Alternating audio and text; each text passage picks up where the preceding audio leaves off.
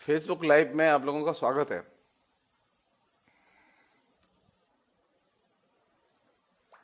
मैंने कुछ चीजें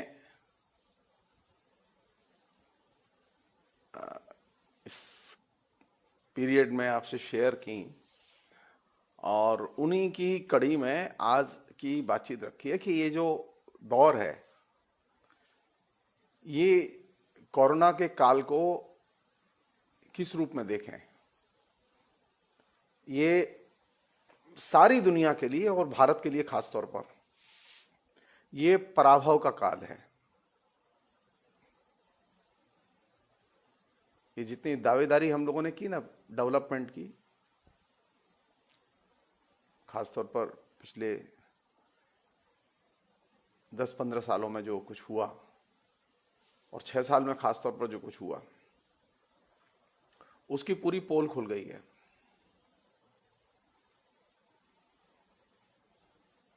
हमारे यहाँ इकोनॉमी में कोई जान नहीं बची। एक झटका लगा है, उसी में हमारी हालत यह है कि हम ये देखने के लिए तैयार नहीं है कि हमारा क्या क्या नुकसान हो गया और हम किस किस अभी कंडीशन में और जा सकते हैं।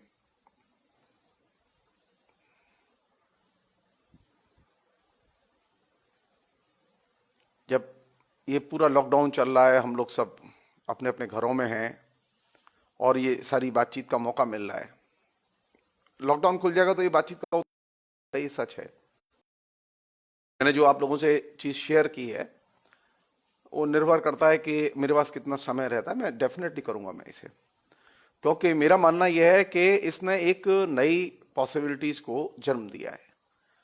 संभावना यह है कि मेरे जैसे लोग और मेरे जैसे अनेक लोग हैं ऐसे जो बहुत ही अच्छे लोग हैं और हर चीज में बहुत ही गुणी लोग हैं, फेसबुक लाइव का एक व्यापक जन चेतना और ज्ञान चेतना के निर्माण में इस्तेमाल होना चाहिए। राजनीतिक इस्तेमाल जिन्हें करना है वो राजनीतिक इस्तेमाल करें, कोई दिक्कत नहीं है। लेकिन हम लोगों की जो कॉन्स्टिट्यूंसी है, हम लोगों की कॉन्स्टिट्यूंसी है, हमारे जो शिक्षित समाज है, पढ़े लिखे लोग हैं, विद्यार्थी हैं, उन विद्यार्थियों के लिए हम लोग क्या कर सकते हैं, उन शिक्षितों के लिए बीच में हम लोग किस तरह की बहस जनरेट। हमें वोट की पॉलिटिक्स भी नहीं करनी। हमें एक चीज चाहिए, कोरोना के इस दौर में, इस पराभव के दौर में जो चीज सामने निकल कर आई है, जिसे कि मैं आपसे रेखांकित करके शेयर करना चाहता हूं। डिटेल्स तो आप जितने लोग हैं सामने वो मुझसे अच्छे जानते हैं।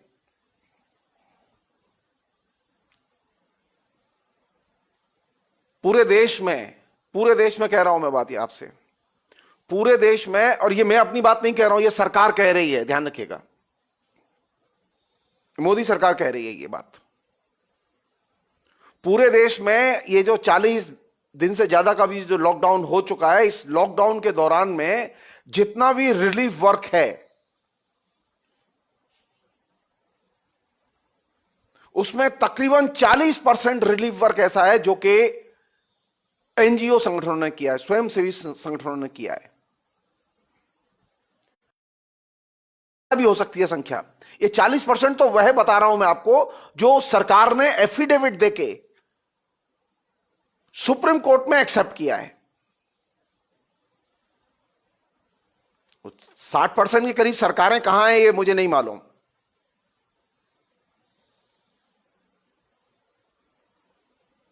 संकट की घड़ी में जिस समय सरकार को सब जगह होना चाहिए, गरीबों को खाना बांटने से लेके, राशन बांटने से लेके, उनको दवा देने से लेके, उनका इलाज करने से लेके, उनके हर चीज में मदद से लेकर स्वयंसेवी संस्थाओं ने जिस तरह की महत्वपूर्ण भूमिका निभाई है उसे अंडरलाइन किया जाना चाहिए। और यह अंडरलाइन क्यों किया जाना चाहिए, इस पर मैं खासतौर पर जोर देना चाहता हूं। नरेंद्र मोदी की सरकार जब से आई पिछले 6 साल में, इस सरकार ने और आरएसएस ने मिलकर सारे देश में मीडिया के साथ मिलकर एक सघन प्रचार अभियान चलाया कि ये जो एनजीओ संगठन है ये जन विरोधी और राष्ट्र विरोधी संगठन है।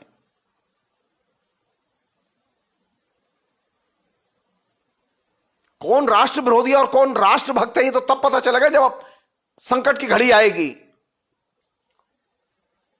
और संयोग की बात है, संकट की घड़ी आ गई। पिछले 6 साल में कम से कम कई दर्जन फैसले एनजीओ संगठनों की जेन्युइन अपील पर अदालतों ने किए हैं। उनमें सुप्रीम कोर्ट भी शामिल है, उनमें निचली कोर्ट भी शामिल है।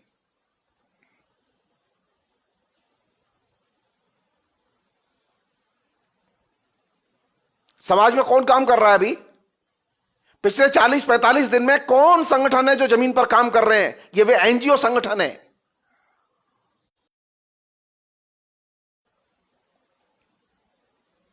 ये नागरिक समाज है, ये सिविल सोसाइटी है। जिस सिविल सोसाइटी को रोज पानी पी पी कर टेलीविजन पर गालियां दी गई। सिविल सोसाइटी के लोग, सिविल सोसाइटी के वकील, सिविल सोसाइटी के इंटेलेक्चुअल्स लगातार आपके बीच में आते रहे हैं, आवाज उठाते रहे, अदालत में जाते रहे, आवाज उठाते रहे, तमाम समस्याओं को सामने लाते रहे। लेकिन एक जो माहौल बनाया गया एनजीओ विरोधी और सिविल सोसाइटी विरोधी, उस माहौल का यह दुष्परिणाम था कि अदालतों ने लगातार फैसले सिविल सोसाइटी के खिलाफ दिए। लेकिन पिछले 40-45 दिन का जो एक्सपीरियंस है, वो एक्सपीरियंस यह है कि हिंदुस्तान के हर इलाके में, इंक्लूडिंग केरल,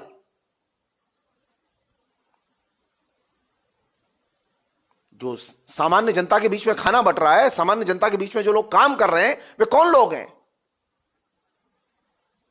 धन्यवाद दिया जाना चाहिए कि नहीं दिया जाना चाहिए? हम पीएम नरेंद्र मोदी से यह पूछना चाहते हैं कि क्या सिविल सोसाइटी के लोग और स्वयंसेवी संस्थाओं को धन्यवाद देने की उनमें हिम्मत है, साहस है? जो भारतीय जनता पार्टी के तमाम किस्म के जो मुख्यमंत्री हैं, भारतीय जनता पार्टी के जो नेता जो पानी पी पी कर सिविल सोसाइटी के लोगों को और एनजीओ संगठनों को गाली देते रहे, और गाली नहीं दी उन्होंने, 20,000 संगठनों को बैन कर दिया, उनके खाते सील कर दिए। और कोरोना के पीरियड का सबसे रिच एक्सपीरियंस यह है कि नीचे कौन काम कर रहा है? एनजीओ।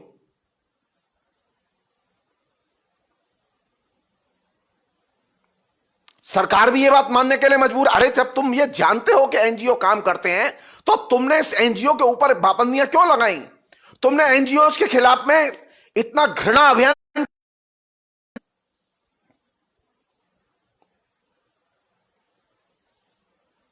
नागरिक समाज लोकतांत्रिक समाज की और लोकतांत्रिक प्रक्रिया की बहुत महत्वपूर्ण इकाई और घटक है।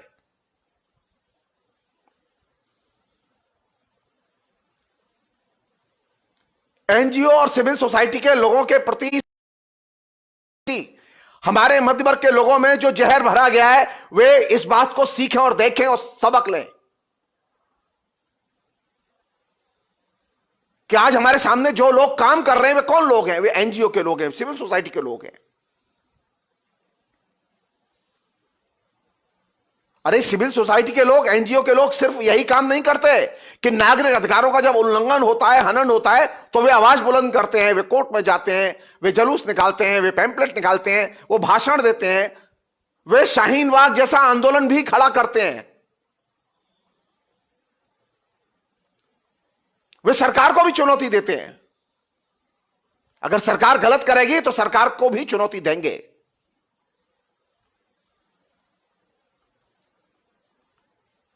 कम से कम अब तो कृतज्ञता व्यक्त करो।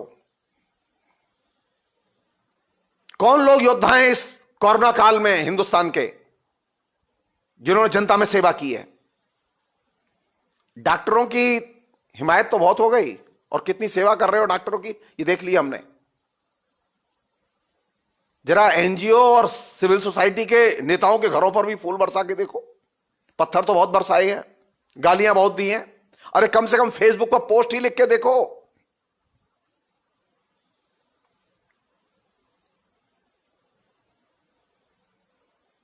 सिविल सोसाइटी के लोग अगर गलत करते हैं तो हमने भी उनकी आवाज में आवाज मिलाने से मना किया है, हमने आलोचना की है उनकी। लेकिन सिविल सोसाइटी के लोग इन जनरल और खास तौर पर इस दौर में जब सबसे अच्छा काम कर रहे हैं, तो सरकार ने एक प्रेस रिलीज तक जारी करने की जहमत नहीं उठाई।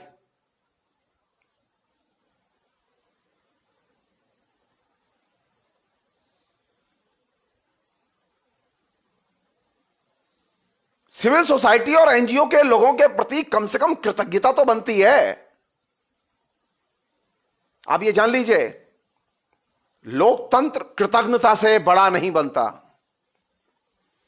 और कोई नेता कृतज्ञता से बड़ा नहीं बनता।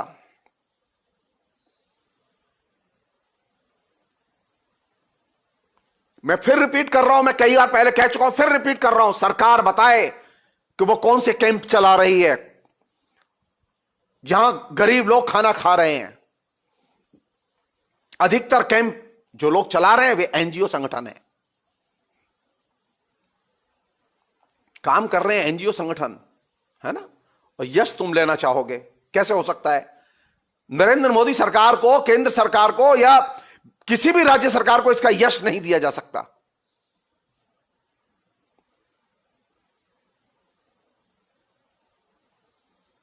सिविल सोसाइटी के लोग, एनजीओ के लोग लगातार हर जगह जनता के बीच में काम कर रहे हैं, राशन बांट रहे हैं, खाना बांट रहे हैं, उनके घरों तक जा रहे हैं। पुलिस नहीं जा रही। मैं मथुरा में रहता हूं, आपको बता सकता हूं, मथुरा के शहर के अंदर का हिस्सा एकदम सील किया हुआ है, बंद है, सारी दुकानें बंद हैं। यहां तक कि आपको सामान्य सा कोई भी सब्जी वाला भी नहीं मिलेगा। उत्तर प्रदेश सरकार ने यह दावा किया हुआ है कि वह घर घर सामग्री पहुंचाएगी, और यहां हालत यह है कि कोई सामग्री पहुंचाना दूर रहा, कोई जवाब देने वाला नहीं है।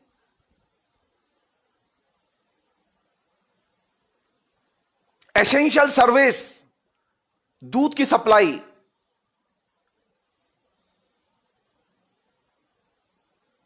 एसेंशियल सर्विस भी प्रभावित हो रही है इससे। ये देश चल रहा है ये। कल मैं एक आरएसएस के नेता से बात कर रहा था, बहुत पुराना नेता, जो खैयट नेता। जानते हो, मन में अभी भी जहर भरा हुआ है कि इस जनता ने हमारे साथ में दगा किया, इसलिए इससे बदला लिया जाएगा।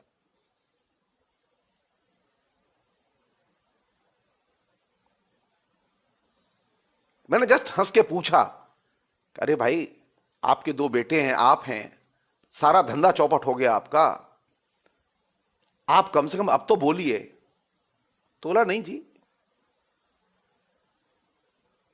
जब दिमाग में यहां तक भरा हो कि अपना धंधा भी चौपट हो गया, घर से निकल नहीं सकते, खाने के पैसे नहीं हैं,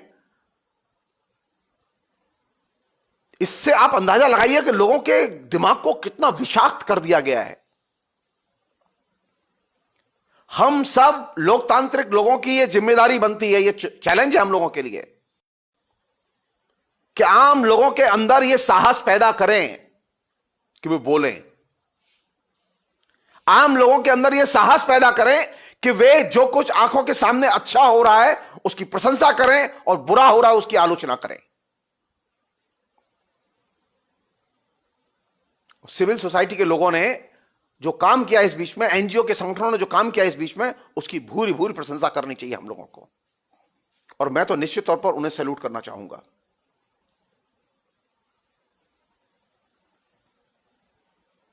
अरे आपको कोई चीज दिखाई नहीं देती? आपको अचानक कहीं कोई अरुंधति राय का कोई बयान दिखाई दे जाएगा तो आप उसके पीछे लग जाएंगे, लेकिन आपको कोई भी किसी भी किस्म का सिविल सोसाइटी के लोगों की ओपिनियन और अच्छी बात दिखाई नहीं देती। कमाल का जहर भरा हुआ है नागरिक समाज के प्रति, नागरिकों के प्रति, और आप सरकार चलाना चाहते हैं, वो भी लोकतंत्र में। हमारी यह गुजारिश है न्यायपालिका से कि न्यायपालिका सिविल सोसाइटी के प्रश्नों और डाली गई पिटीशंस के बारे में अपना पूर्वाग्रहपूर्ण रवैया त्यागे और सरकार का पिछलग्गू बनना बंद करे। आज जरूरत है हमें, आज जरूरत है। सरकार नहीं सुन रही है। सिविल सोसाइटी के लोग तमाम किस्म के बंधनों को तोड़कर हमारे बीच में जा रहे हैं, तमाम किस्म की बाधाओं को तोड़कर जा रहे हैं।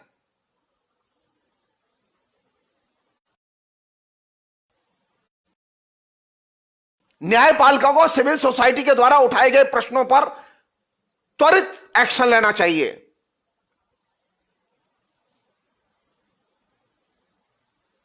हिंदुस्तान में लोग अभी इतने सक्षम, घर बैठो अब अपना फैसला का, अभी बहुत पिछड़ा हुआ समाज है। मैं जो चीज, पहली चीज इस पराभव काल में जो सबसे बढ़िया चीज और शानदार चीज घटी है वो ये कि जो एनजीओ और सिविल सोसाइटी के लोग हैं उन्होंने बहुत शानदार काम किया है, उसे मैं सैल्यूट करना चाहता हूं और इसे अंडरलाइन करना चाहता हूं कि क्राइसिस में बार बार सिविल सोसाइटी के लोग खरे उतरे हैं, उन्होंने अपने बेहतर रिजल्ट दिए हैं और यह हमारे लिए अच्छी चीज है। एक अन्य चीज जो कि ज्यादा जरूरी मुझे लगती है कि इसके साथ साथ सोचें हम लोग,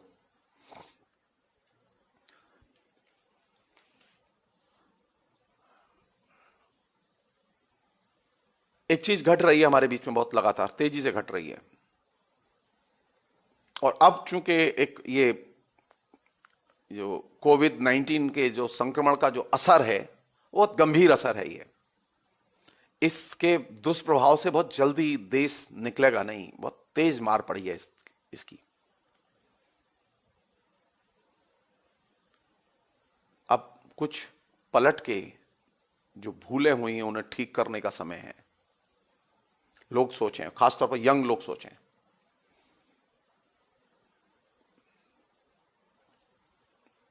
ये जो एसएमएस कल्चर है ना रीडिंग की, ये जो खाली विजुअल्स देख के दिन पास करने की जो कल्चर है, प्लीज इससे निकलिए बाहर। नॉलेज का अगर परम तत्व एसएमएस है तो इससे बाहर निकलिए। ये एसएमएस की कल्चर, ये व्हाट्सएप यूनिवर्सिटी की कल्चर जिससे आप पिछले 6 साल से आपकी धुलाई हुई है और आप यहां तक पहुंच गए हैं, इसने आपको एक ऐसी जगह फेंक दिया है जहां आपके पास में कुछ नहीं बचा। कल मैंने एक बात कही थी, मैं आज दूसरी बात कह रहा हूं उसी कड़ी में।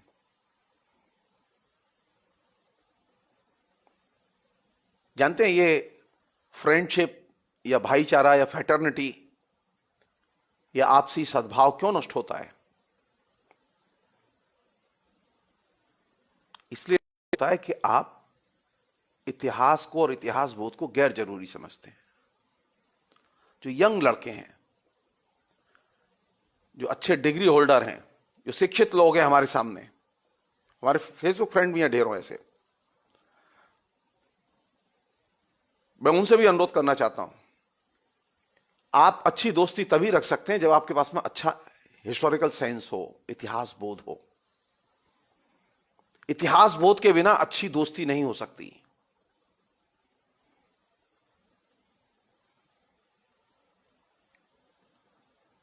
ये कोरोना काल में जो एकदम जमीन से साट दिया है पूरे समाज, दर्शन, राजनीति, हर चीज जमीन से एकदम साट दी गई है।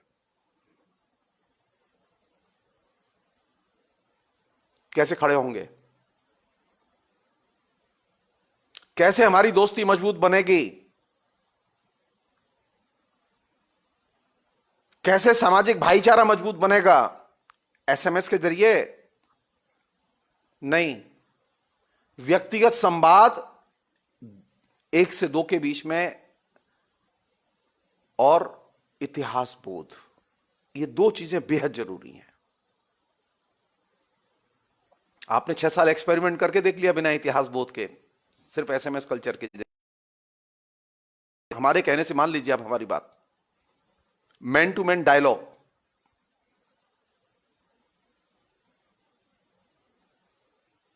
और हर चीज को उसके हिस्टोरिकल सेंस में, हिस्टोरिकल पर्सपेक्टिव में देखने की आदत, इसे डेवलप कर लीजिए। आप तय मान लीजिए, आप तय मान लीजिए, ये जो उजड़ा हुआ भारत है ना, ये बहुत ताकतवर भारत दिखाई देगा। अन्यथा अभी आप जो जिस जगह गए हैं उससे आगे नहीं जा सकते, आप पीछे ही जाएंगे। कोरोना की तबाही के बाद अगर आपने अपने हिस्टोरिकल सेंस को और ह्यूमन सेंस और ह्यूमन कम्युनिकेशन की कल्चर को विकसित नहीं किया, तो आप तय मान लीजिए आप और ज्यादा निरंकुश और बर्बर बनेंगे। हमारे जो देश में ऐसे लोग हैं जो ये चाहते हैं कि हिंदुस्तान एक बर्बर हिंदुस्तान बने।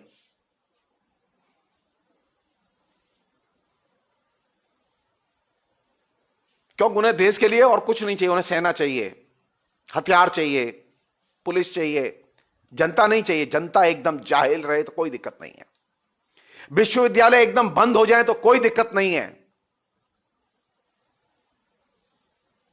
उद्योग एकदम नष्ट हो जाए कोई परेशानी नहीं है। वो बोको हरम बना के रखेंगे हर जगह।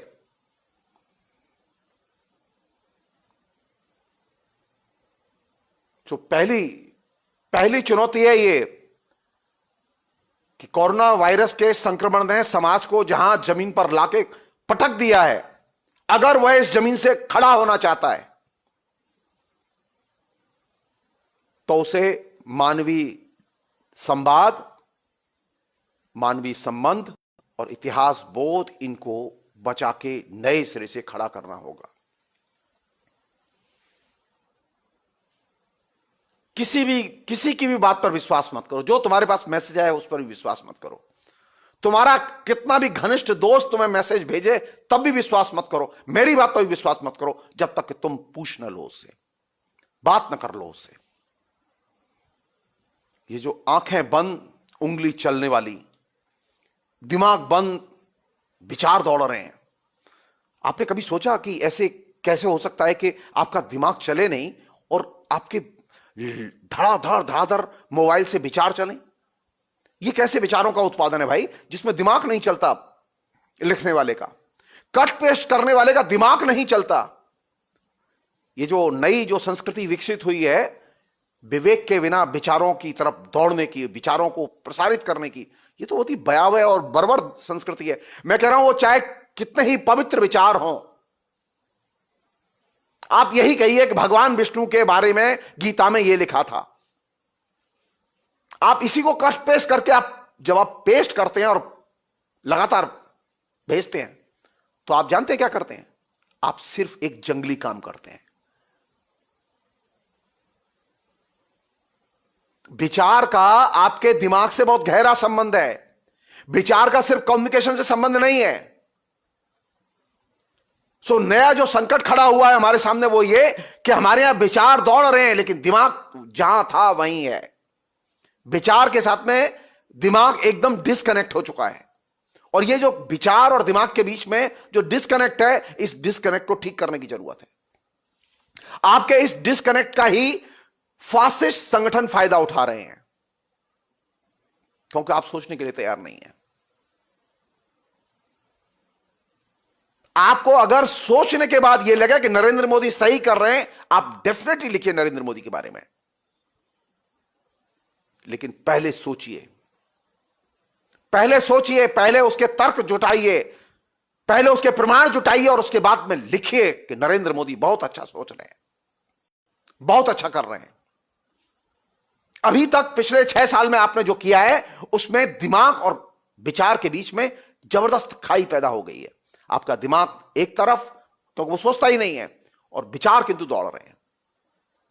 मैंने जो अपने अनुभव में जो लोगों को देखा, बातचीत करते हुए सुना, मैंने ये पाया कि दिमाग का और विचार का एकदम जो संबंध होता था वो अब संबंध टूट चुका है। जो आदमी हमसे बात कर रहा है वो अपने दिमाग का उपयोग नहीं कर रहा है। उसने कहीं से कोई चीज पढ़ी और उसे ज्यों का त्यों वो कट पेस्ट, बातचीत में भी कट पेस्ट हो रही है वो चीज।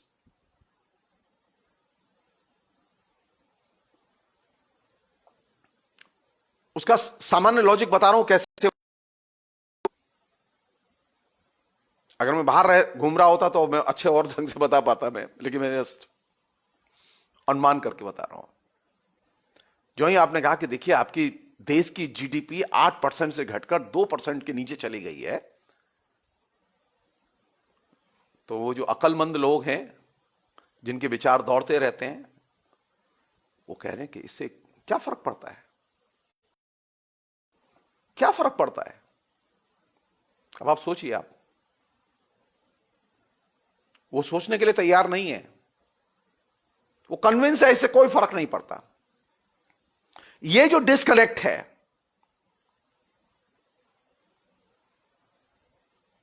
ये डिस्कनेक्ट ब्रेक किया जाना चाहिए।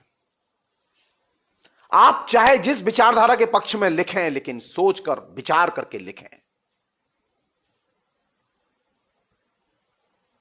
मुझे कोई आपत्ति नहीं है आपके किसी भी किस्म की आइडियोलॉजी के मानने में, आप चाहे हिटलर की पूजा करें, आई डोंट बॉदर, लेकिन सोच लो, दिमाग में एकदम उसे परखो, लॉजिक से, विज्ञान से, तर्क से, तथ्यों से। तो ये जो डिस्कनेक्ट आपके दिमाग में बना है, मैंने बुद्धि का और विचार का, इस डिस्कनेक्ट को दूर करने की जरूरत है। ये जितनी जल्दी दूर होगा उतना ही समाज रिकवर करेगा। और नहीं तो आप तय मान लीजिए, आपको एक तो कोरोना ने मारा है और दूसरा इन लोगों की इन हरकतों ने मारा है, जिन्होंने कि हमारे जीवन में ये जो मोबाइल टेक्नोलॉजी, ये वर्चुअल टेक्नोलॉजी, ये जो इंटरनेट, ये जो साइबर जगत, ये जो उन्होंने एक कंपलसरी एलिमेंट के तौर पर डेवलप किया है, उसने दिमाग और विचार इन दो के बीच में गैप पैदा कर दिया है। ये सिर्फ एक पार्टी या एक व्यक्ति की बात नहीं है, ये बड़ी समस्या है। समस्या है जो हमारे बीच में डाल दी गई है और हम इसमें अभिशप्त हैं अब मरने के लिए। एक अन्य चीज,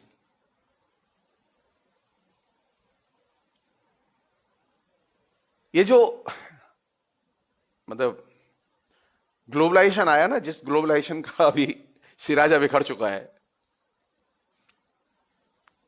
मतलब एक ग्लोबलाइजेशन वह आया रीगन के बाद जिसने सारी दुनिया को अपनी ग्रिप में ले लिया, और एक ग्लोबलाइजेशन वह आया कोरोना के साथ जिसने अपनी ग्रिप में सारी दुनिया को ले लिया है। कोरोना के ग्लोबलाइजेशन ने इकोनॉमिक ग्लोबलाइजेशन की एकदम कमर तोड़ दी है।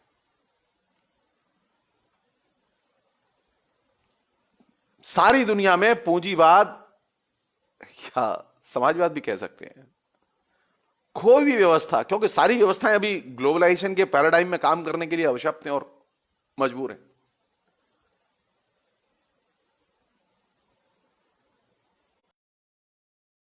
साल में ग्लोबलाइजेशन के क्रम में हमने जो एक चीज विकसित की अपने बीच में, वो क्या चीज थी? ग्लोबलाइजेशन का मतलब क्या था? हम लोग तरह तरह की व्याख्या करते रहते हैं ना, उसका ये था, वो था, वो था। मैं उन व्याख्याओं में नहीं जाना चाहता, वो सब अपनी व्याख्या अपनी जगह ठीक है, जितनी सबके आपके पास हैं। ग्लोबलाइजेशन का मेरे लिए सिर्फ एक ही मतलब था, जिसने की जो चीज यहां दी और जिसने कवाड़ा किया। अगर मुझसे पूछा है भूमंडलीकरण क्या है, तो मैं आपसे एक सिंपल सी बात करूंगा, भूमंडलीकरण एक कम्युनिकेशन की धारणा है, ओनली सिर्फ कम्युनिकेशन।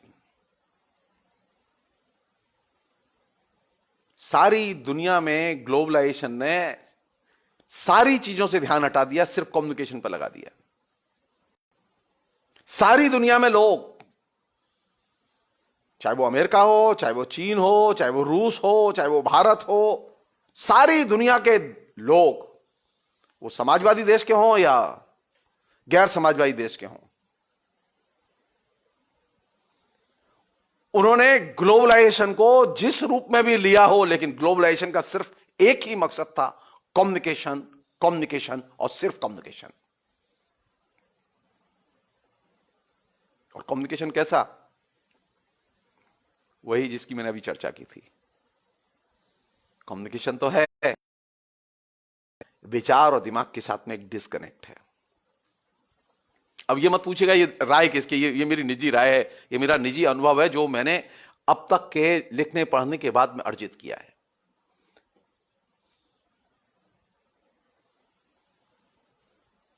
आप ये भी कह सकते हैं मेरा इंटेलेक्चुअल प्रॉपर्टी राइट है।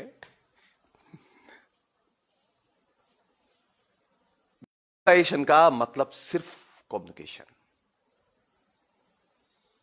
और कैसा कम्युनिकेशन? सो आप अगर जानना चाहें कि ये जो पराभव भारत जो पैदा हुआ वो किसके गर्व से पैदा हुआ, तो मैं कहूंगा कि ये ग्लोबलाइजेशन के गर्व से पैदा हुआ, जिसने कि हमें ये धारणा दी कि ग्लोबलाइजेशन का मतलब कम्युनिकेशन, कम्युनिकेशन और सिर्फ कम्युनिकेशन, और एक ऐसा कम्युनिकेशन जिसका कि दिमाग और विचार में कोई कनेक्ट नहीं है।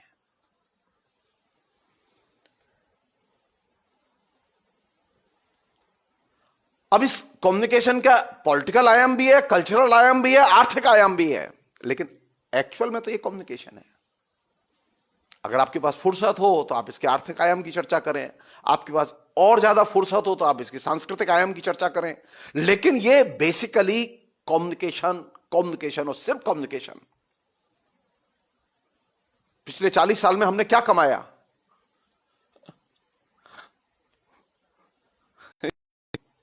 यही जो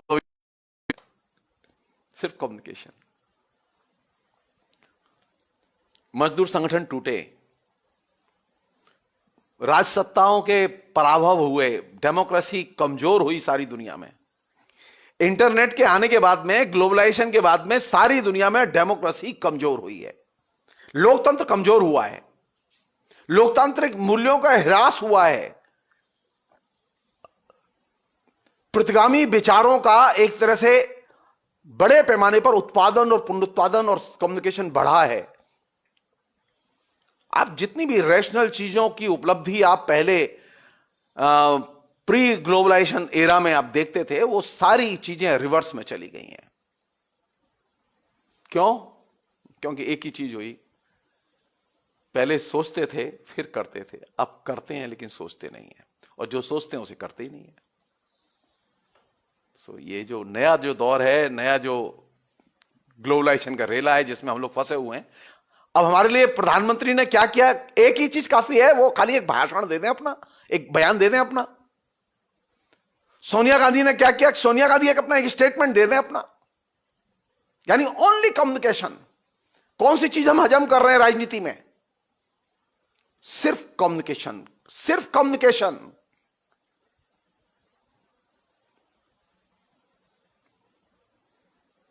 और यह बहुत खतरनाक चीज है। अगर मुझसे पूछे, मैं टोटलिटी में, समग्रता में कहना चाहता हूं कि यह जो कम्युनिकेशन में हर चीज रिड्यूस हो गई है, हर चीज संकुचित कर दी गई है, हर चीज अल्टीमेटली कम्युनिकेशन में ही जाके बदल जाती है, रूपांतरित हो जाती है, यह अपने आप में बहुत खतरनाक चीज है। इसके कारण आप किसी भी चीज के वैचारिक आयाम देख ही नहीं पाते।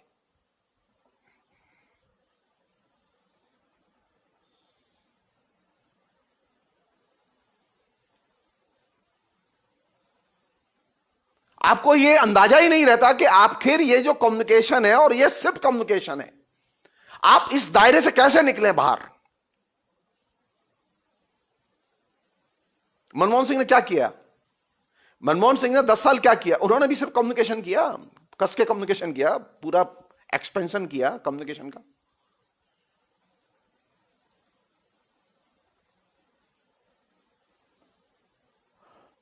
हम बातें तो बहुत करते हैं, दिन भर इंटरनेट पर रहते हैं, दिन भर इंटरनेट पर पढ़ते भी हैं, लेकिन बैक टू स्क्वायर वन, जैसे थे वैसे ही रहते हैं।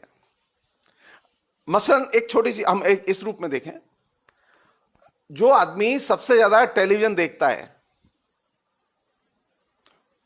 जो आदमी सबसे ज्यादा टेलीविजन के सीरियल देखता है, जो आदमी टेलीविजन पर सबसे ज्यादा फिल्में देखता है, टेलीविजन के सीरियल उस आदमी को, उस दर्शक को सांस्कृतिक तौर पर समृद्ध करते हैं या सांस्कृतिक तौर पर खोखला करते हैं? मेरा अनुभव तो यह है, और भी बाकी जो मीडिया के लोग हैं उनका भी अनुभव यह है कि सांस्कृतिक तौर पर ये चीजें आपको खोखला करती हैं, आपको सांस्कृतिक तौर पर समृद्ध नहीं करती। आप चाहे रामायण देखें, चाहे उसमें भारत एक खोज देखें, या उसमें बुनियाद देखें, या अभी जो नए सीरियल आ रहे हो वो देखें।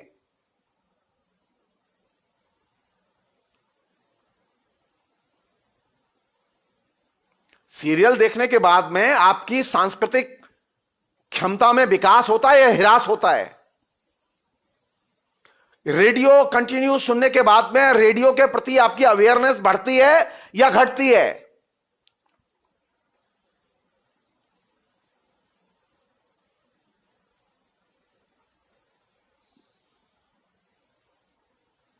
फिर वही एक समस्या रहेगी कि आप अपने सांस्कृतिक क्षय को नहीं देख पा रहे, आप सिर्फ कम्युनिकेशन को देख रहे हैं क्योंकि आपने सीरियल देखा, आप उससे ज्यादा सोच ही नहीं रहे हैं।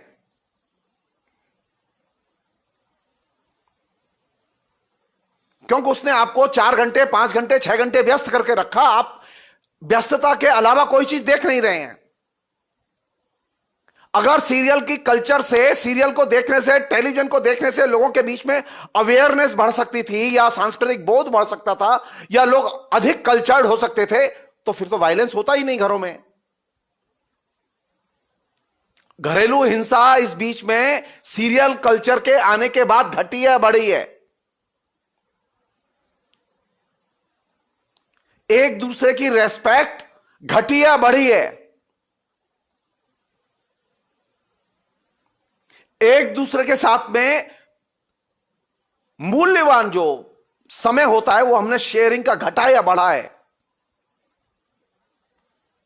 सारी चीजें घटी हैं, लगातार घटी हैं, और अभी हम अकेले।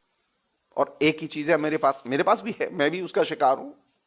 मैं ऐसा थोड़ी मैं उससे वंचित हूं कि मैं आपको उपदेश दे रहा हूं खाली, और मेरे ऊपर भी असर होता है उसका। मैं भी इसी समाज में रहता हूं। ग्लोबलाइजेशन का मतलब जितनी भी चीजें बताई गई वो नहीं है। ग्लोबलाइजेशन का मतलब कम्युनिकेशन, कम्युनिकेशन, ओनली कम्युनिकेशन। मुसीबत की जड़ है, क्योंकि आपने कम्युनिकेशन के और दूसरे जो आयाम हो सकते थे, उसके जो साइड इफेक्ट हो सकते थे, सोचा ही नहीं, बात ही नहीं की आपस में।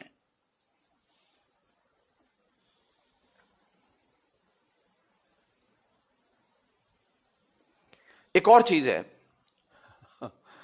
जब ये ग्लोबलाइजेशन का चारों तरफ विस्तार हुआ, विकास हुआ, पूरा पैराडाइम उसके निर्मित कर दिए गए, सारे आधार बना दिए गए, और अब उन आधारों पर हम लोग एकदम मूव कर रहे हैं, सरकारें चल रही हैं उन पर। एक ही चीज का वायदा किया था ग्लोबलाइजेशन ने, कि सांस्कृतिक विकास हो, संस्कृति का खूब प्रचार प्रसार होगा।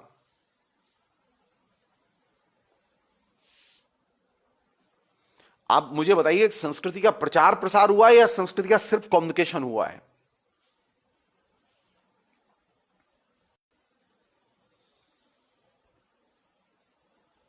हाँ, जगह जगह बहुत सारे जिसे कहें कि मनोरंजन पार्क खुल गए हैं, जगह जगह मॉल में बहुत सारे थिएटर्स खुल गए हैं, सब चीजें खुली हैं।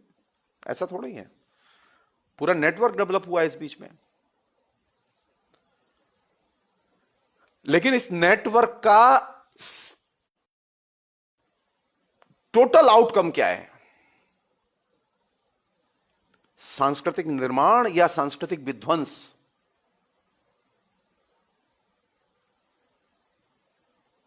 अरे साधारण सी बात आप समझ लीजिए, पहले जो एक सामान्य सिनेमा हॉल था जिसमें आप सिनेमा देखने जाते थे, अभी भी कुछ शहरों में वो होंगे, तो वहां टिकट बहुत सामान्य दर पर मिलता था, 20 रुपए, 30 रुपए, 10 रुपए, 50 रुपए। अभी भी कोई ज्यादा महंगा टिकट नहीं है वाले लोग जो हैं। लेकिन आप जब मॉल में टिकट लेकर सिनेमा देखने जाते हैं तो आपके पैसे ज्यादा खर्च होते हैं या कम खर्च होते हैं? होना यह चाहिए था कि जब आपने मॉल बनाए, नए स्टूडियो बनाए इस तरह के सिनेमा के प्रसारण के लिए, तो आप वो उसकी टिकटें सस्ती, उल्टा किया आपने, टिकटें 4 गुना, 5 गुना, 10 गुना महंगी कर दी। अब फिल्म रिलीज होती है, फिल्म रिलीज होते ही टिकट होती है 500 रुपए की, 400 रुपए की।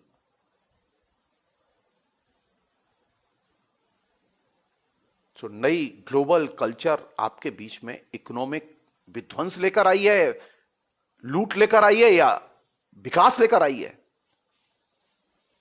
आपने कभी सोचा ही नहीं कि ये सिनेमा हॉल पहले भी थे, उसमें फर्स्ट क्लास था, सेकंड क्लास था, उसमें और भी बालकनी थी, सब चीज थी।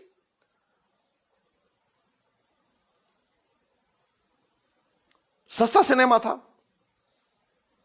और अभी महंगा सिनेमा है।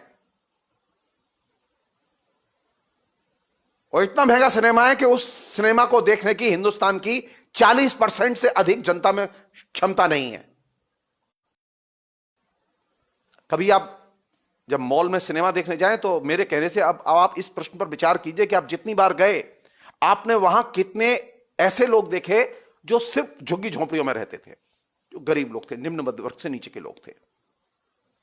सिनेमा हॉल में जाइए, आपको लगातार आपको वे गरीब लोग भी मिल जाएंगे, और बड़ी संख्या में मिल जाएंगे।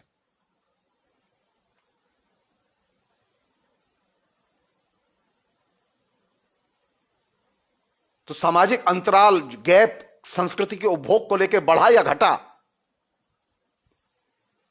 पहले सिनेमा हॉल गरीब भी देख सकते थे, आगे की सीट पर बैठते थे, सस्ती टिकट आती थी।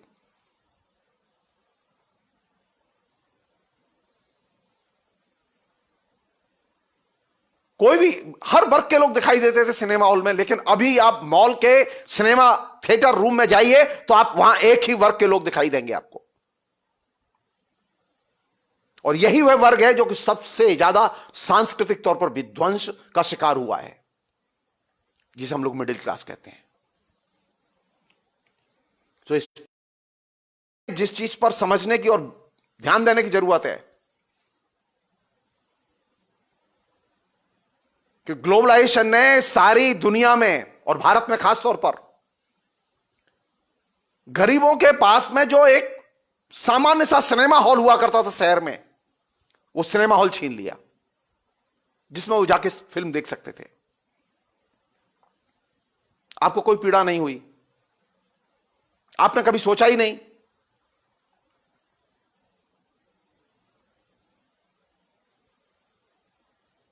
यहां से शुरू करना होगा आपको। जिन लोगों ने ये सांस्कृतिक नीति बनाने का ठेका लिया हुआ है हिंदुस्तान में, उन्हें यहां से देखना होगा कि हिंदुस्तान का वह आम नागरिक,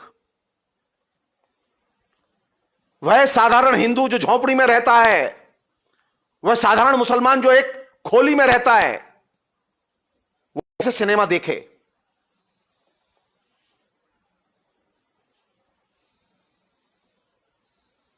आपको यह आश्चर्य नहीं लगता कि आप मोबाइल जो है ना, उसका स्पेक्ट्रम जिसका कि भाड़ा अंबानी नहीं दे पा रहा है, स्पेक्ट्रम खरीद लिया उसने लेकिन भाड़ा नहीं दे पा रहा है। टाटा जिसने स्पेक्ट्रम खरीद लिया लेकिन भाड़ा नहीं दे पा रहा है। और उसकी उदारता देखिए, वह जो सरकारी स्पेक्ट्रम है उसको वो 1 GB 2 GB 40 रुपए में, 30 रुपए में, 50 रुपए में बेच रहा है। किसका विध्वंस हो रहा है इससे? जो आया वो एक आर्थिक विध्वंस लेकर आया और लूट लेकर आया।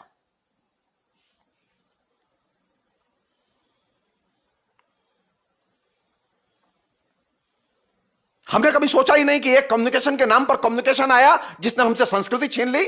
और अब ये जो तमाम किस्म के जो उपकरण हमारे बीच में फेंके गए, जिन पे हम इंगेज हैं, व्यस्त हैं, वे एक आर्थिक विध्वंस और आर्थिक लूट के एक बहुत बड़े चैनल बन गए हैं।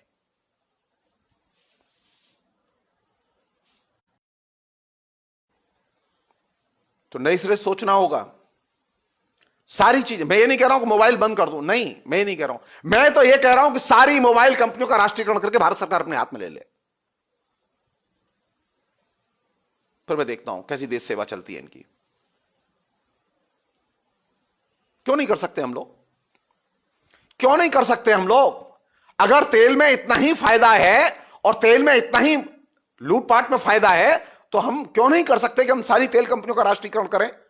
क्यों नहीं कर सकते हम लोग?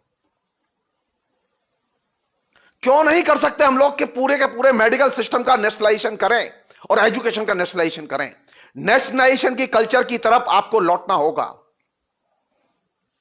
आपने जो निजीकरण की कल्चर पिछले 40-45 साल में कल्टीवेट की थी, जिसने कि विध्वंस ही विध्वंस पैदा किया समाज में। निजी शिक्षा के क्षेत्र के सार्वजनिक शिक्षा को एक तार उसे नष्ट किया। लौटाएंगे कि नहीं लौटाएंगे? उधर नहीं लौटेंगे तो जनता लौटाएगी। कहने का मेरा मतलब यह है कि अब फिर नए सिरे से नेशनलाइजेशन की, राष्ट्रीयकरण की मांग हमारी एक प्रमुख मांग होगी। अगर भारत को इस पराभव से निकालना है और भारत को समृद्ध बनाना है, अंबानी के पास पैसे नहीं है। आप सोच रहे थे कि अंबानी देश को चलाएगा और जियो को चलाएगा। अंबानी के पास पैसे नहीं है। वो अंबानी अभी फेसबुक को उसने 10% बेचा है। अभी एक दूसरी कंपनी आई है, उसने भी अभी 10% या 12%, 5.5-6 जा रही है। अंबानी के पास पैसे नहीं है, वो लगातार बेच रहा है।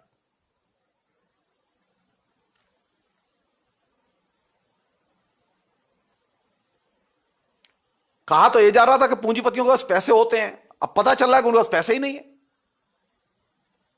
सरकार से आप आए थे निकल के इसलिए क्योंकि आपके पास पैसे नहीं थे।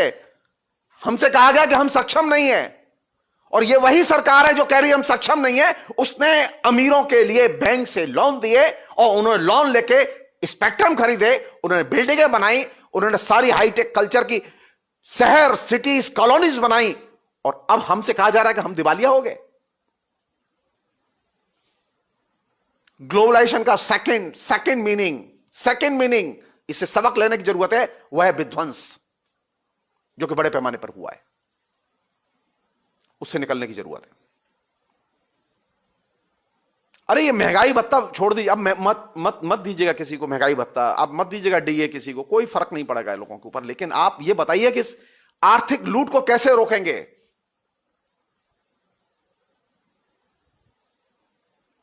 ओनली नेशनलाइजेशन, कम्युनिकेशन, कंस्ट्रक्शन,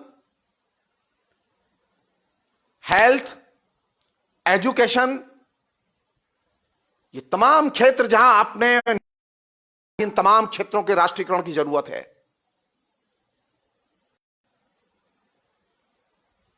आप अगर राष्ट्रीयकरण नहीं करेंगे ना, तो आप तय मान लीजिए जनता राष्ट्रीयकरण कर देगी।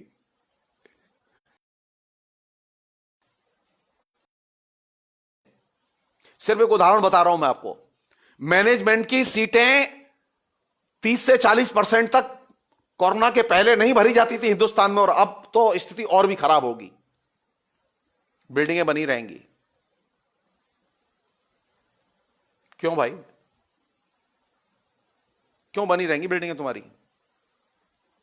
पैसा हमारा लगा है लाला का नहीं लगा उसमें, गरीब जनता का पैसा लगा है। हिंदुस्तान की बैंकों से लोन लिया, हिंदुस्तान की सरकार ने आपको सस्ती दर पर जमीन दी है।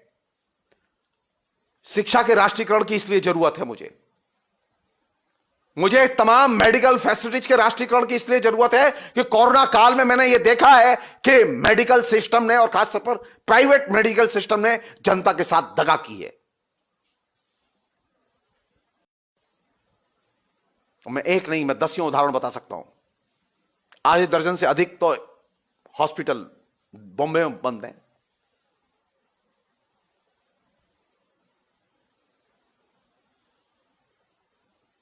एक अन्य पहलू जो कि इस पूरे के पूरे इस पराभव के काल से निकलने में हमारी मदद कर सकता है, सोचने की जरूरत है उस पर, वो ये कि ये हम अपना थोड़ा सा आंखों का और दिमाग का दायरा बदलें। अभी हमारी जो आदत पड़ गई है ना देखने की, हम सेलिब्रिटी को देखते हैं या किसी नेता को देखते हैं या नेताओं को देखते हैं, इस दायरे से निकालें अपने दिमाग को और अपनी आंखों को। वे लोग जो, जिसे हम लोग हाशिए के लोग कहते हैं, जिन्हें हम अदर्स कहते हैं, उन्हें देखने की आदत डालें, उनके बारे में अपनी नॉलेज बढ़ाएं। पिछले 40-45 साल में जो चीज चली है, जिसने कि अब नहीं, अभी जो एक बहुत भयानक स्थिति है ना, ये जो 30-35 लाख लोग जो अभी लौटना चाहते थे, हम लोग जानते ही नहीं है कौन है, कहां से आए, क्योंकि ये हमारे कभी, और ये हमारी आदत का हिस्सा नहीं रहे, हमारे दृश्य जगत का हिस्सा नहीं रहे। अचानक दृश्य जगत, तब भी हम बात नहीं कर पाते इनके बारे में। आप अपने दृश्य जगत से, अपने चिंता के जगत से इन सेलिब्रिटी नेताओं, इनको हटाइए।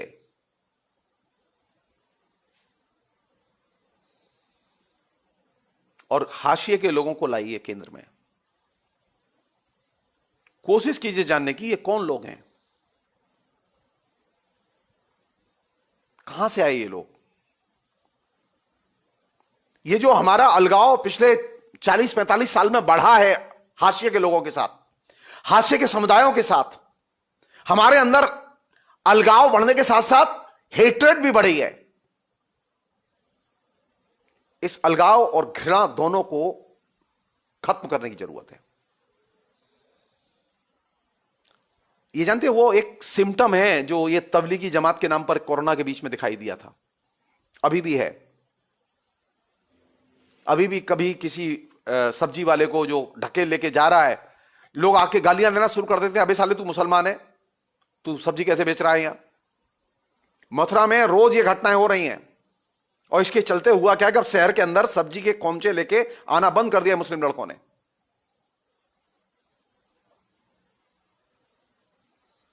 हाशिए के लोगों को घृणा की नजर से और परायेपन की दृष्टि से देखना बंद करते हैं हम लोग।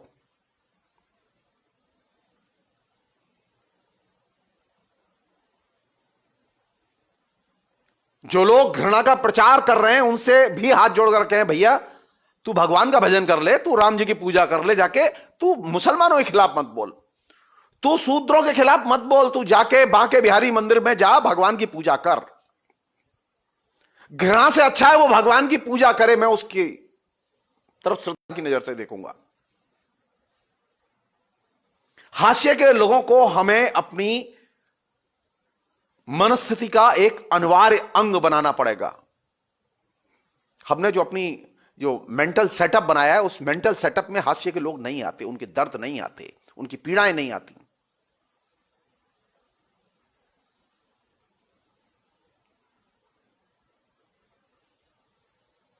हमारे लिए वो एक मतलब बहुत ही अजीब सी, पराई सी चीज हो गई है, अजनबी सी चीज हो गई है।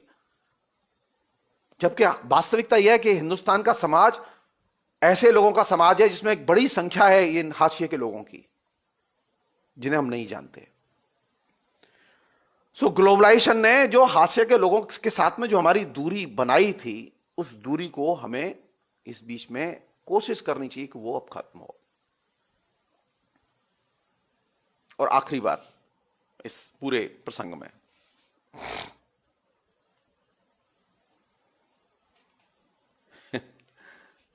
एक और चीज पैदा हुई है जो कि अब हो सकता है कि इस पर कुछ लगाम लगे, रोक लगे, हो सकता है सोचें। ग्लोबलाइजेशन ने एक आयात निर्यात की कल्चर पैदा कर दी। अब हर चीज जो है ना, वो आपको चाहिए तो बाहर से मंगा लीजिए। मतलब अगर आपको मसलन अब आपको फूल ही लगाने हैं, तो आप अपने माली से कहते नहीं है फूल लाने के लिए, आप सीधे दुकान जाते हैं और दुकान से प्लास्टिक के फूल खरीद लाते हैं। और प्लास्टिक के फूल कहां से आ रहे हैं? वो चीन से आ रहे हैं। आपको भगवान की मूर्ति चाहिए, बाजार में मूर्ति भी अवेलेबल है, मेड इन चाइना।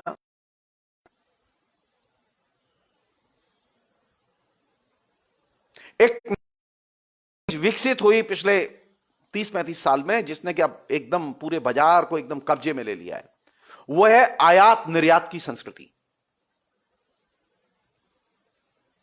आयात निर्यात की संस्कृति से बाहर निकलना होगा। बेहतर तो यही होता कि भारत सरकार हुंडई के मालिकों को बुला के कहती, मारुति के मालिकों को बुला के कहती कि वेंटिलेटर बनाओ, जरूरत है, अभी कार बनाना 6 महीने के लिए रोक दो। लेकिन नहीं किया। उन्होंने क्या किया? उन्होंने एक सिंपल तरीका अपनाया, चाइना ऑर्डर दे दो। और चाइना वालों ने क्या किया? चाइना वालों ने किया यह कि उन्होंने अपनी कार बनाने वाली कंपनी को कहा, कार नहीं बनाओगे, वेंटिलेटर बनाओगे, मार्केट है।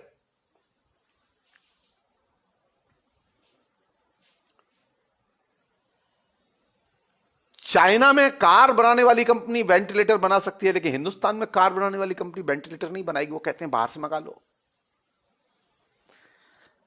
नई जो कल्चर है, सिनेमा के लिए पैसा नहीं है, भारत में पैसा जुगाड़ करो, नहीं है पैसा तो मत बनाओ सिनेमा, लेकिन बाहर की विदेशी मल्टीनेशनल कंपनियों का पैसा मत लगाओ। अब पैसा भी बाहर से आ रहा है,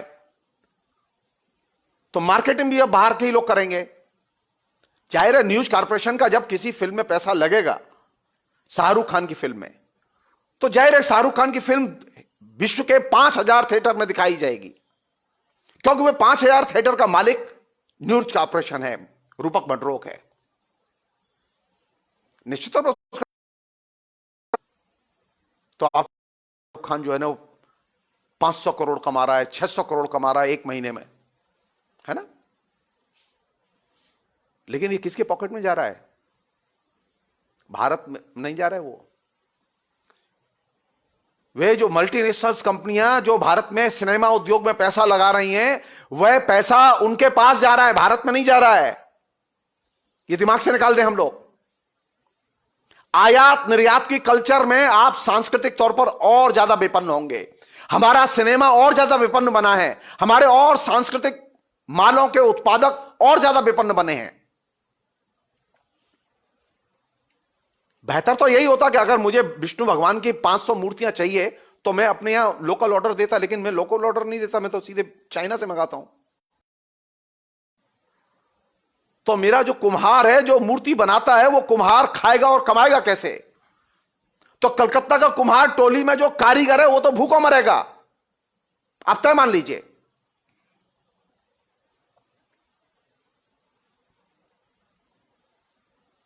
सो ग्लोबलाइजेशन ने जो आयात निर्यात की कल्चर पैदा की थी, उस आयात निर्यात की कल्चर ने आपके आत्मनिर्भरता के हर स्तर पर, आत्मनिर्भरता को हर स्तर पर क्षतिग्रस्त किया है। अब हर चीज का रेडीमेड इलाज है। अलीबाबा को करो या अमेजॉन को करो या फ्लिपकार्ट को करो, वो बाहर से मंगा देंगे। कह रहे हैं ना लोग कि अब आत्मनिर्भरता की तरफ लौटना होगा। अरे तो आत्मनिर्भरता की तरफ तो तब लौटोगे जब आयात निर्यात नीति को ये जो लिबरलाइजेशन के संदर्भ में आयात निर्यात की जो नीति आपने बनाई, उसने भारत को आर्थिक तौर पर पामाल किया, परनिर्भर बनाया। अगर इस पराभव के दौर से भारत निकले, इसके लिए जरूरी है कि आयात निर्यात नीति को एकदम रिवर्स में ले जाएं और आत्मनिर्भरता केंद्रित बनाएं।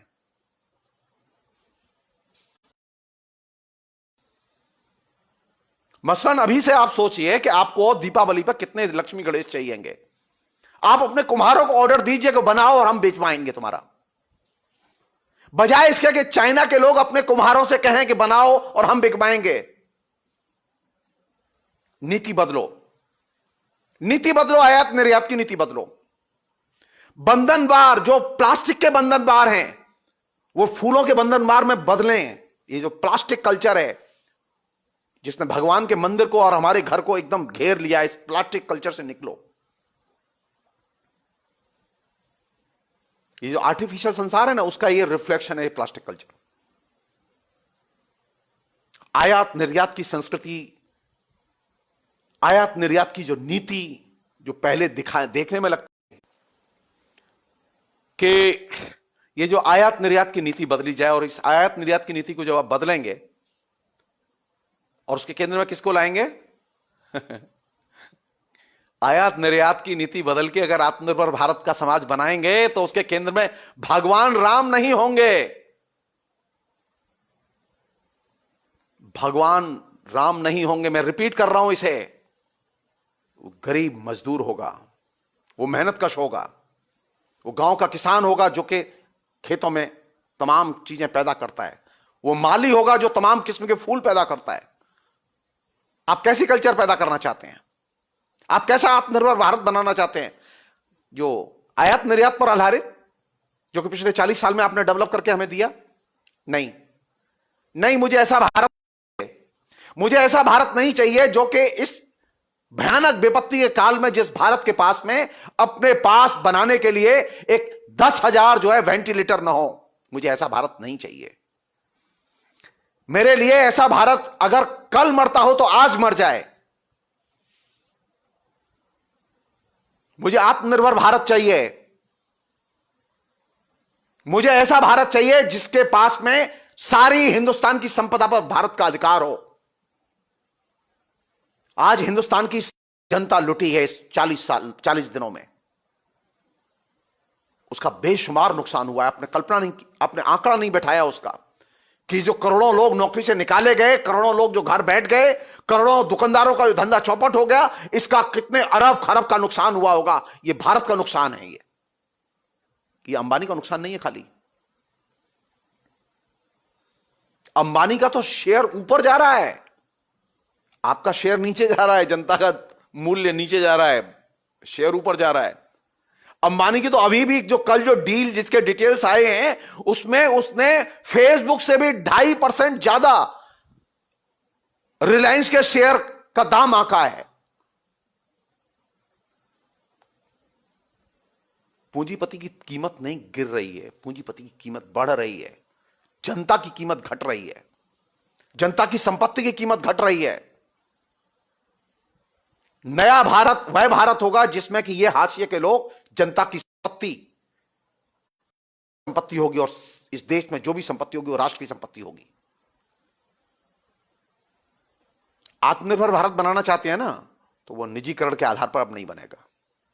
आत्मनिर्भर भारत बनाना चाहते हैं तो वो सिर्फ कम्युनिकेशन के आधार पर नहीं बनेगा, वो एसएमएस के जरिए एक समर्थ भारत नहीं बनेगा, इसे हम नॉलेज सोसाइटी कहते हैं, ज्ञान समाज कहते हैं।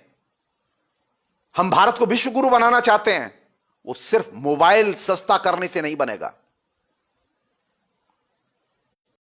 मोबाइल सस्ता बेचने से ही बन जाता और मोबाइल को सुनने से ही आदमी बन जाता, तब तो फिर कोई पढ़ाई लिखाई की जरूरत ही नहीं थी, और मेरी भी कोई जरूरत नहीं थी, मेरे जैसे शिक्षितों की कोई जरूरत नहीं थी। ये जो लेमैन की सोसाइटी में लगातार ठेल ठेल के एकदम बीपीएल कार्ड होल्डर जो बुद्धि का होता है, औसत दर्जे से भी नीचे दर्जे की बुद्धि जो पिछले 40 साल में पैदा हुई है, इस औसत दर्जे की बुद्धि के दायरे को तोड़ना होगा।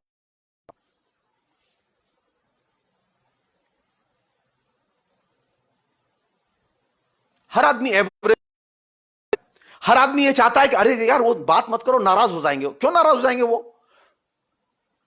क्योंकि वो एवरेज बुद्धि से सोचता है, तो मैं इसके लिए अपनी बेहतर बुद्धि से सोचना बंद कर दूं, मैं उससे डायलॉग बंद कर दूं। नई कल्चर ये पैदा हुई है कि तुम अपने को और नीचे उतारो, अपनी बुद्धि को और नीचे उतारो, और जो सबसे कम बुद्धि के लोग हैं उन बुद्धि के लोगों के साथ में मित्रता बढ़ानी है तो अपनी कम बुद्धि की बातें करो।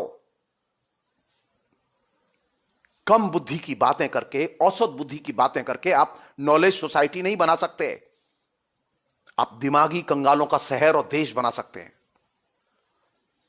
और कायदे से ग्लोबलाइजेशन की कल्चर ने ये जो पूरा 40 साल का जो ढांचा तैयार हुआ, और ये जो अब सिराजा बिखरा है, दिखाई दे रहा है उस, ये दिमागी कंगालों का देश, ये दिमागी कंगालों का देश न रहे, ये समृद्ध बुद्धिमानों का देश बने। इसके लिए जरूरी है कि इसको नए सिरे से उन तमाम चोर दरवाजों को बंद किया जाए जिन चोर दरवाजों के जरिए हिंदुस्तान की जनता को खोखला और पामाल किया गया। और यह हम सबकी जिम्मेदारी है। ये पराभव भारत, ये महान भारत कैसे बने, यह हम सबकी जिम्मेदारी है। देखना होगा कि आने वाले समय में सरकार इस दिशा में क्या सोचती है, हमारे इंटेलेक्चुअल्स क्या सोचते हैं। मैं अंत में फिर कहना चाहूंगा कि इस दौर में सबसे बड़ी ताकत जिसने हमारा सम्मान रखा, इस देश का सम्मान रखा, वह है सिविल सोसाइटी के लोग और वह एनजीओ के लोग, जिन्होंने जनता की सबसे कष्ट के, मैं अंत में फिर उन्हें सैल्यूट करना चाहूंगा। मैं सैल्यूट करना चाहूंगा उन्हें, और मैं उन लोगों को यह जवाब देना चाहूंगा जिन लोगों ने एनजीओ और सिविल सोसाइटी के खिलाफ में पिछले 6 साल तक जहर उगला। एनजीओ और सिविल सोसाइटी के लोगों ने अपने काम से उनके जहर का प्रत्युत्तर दिया है, और एक नागरिक सभ्यता की तरह प्रत्युत्तर दिया है। और ये मेरे देश के लिए गौरव की बात है, और मुझे यहीं पर आशा की किरण दिखाई देती है। मुझे यहीं पर नए पराभव में डूबे हुए भारत के नए उदय की संभावनाएं दिखाई देती हैं। सो प्लीज रेस्पेक्ट कीजिए उनकी जो नागरिक अधिकारों के लिए लड़ रहे हैं, रेस्पेक्ट कीजिए उनकी जो एनजीओ हैं, आप उन्हें सैल्यूट ठोकिए। समाज बनाना चाहते हैं ना नया, तो नागरिक की पूजा और नागरिक अधिकार के रखवालों की पूजा करना शुरू कीजिए और विवेक से काम लीजिए। बहुत बहुत शुक्रिया, थैंक यू।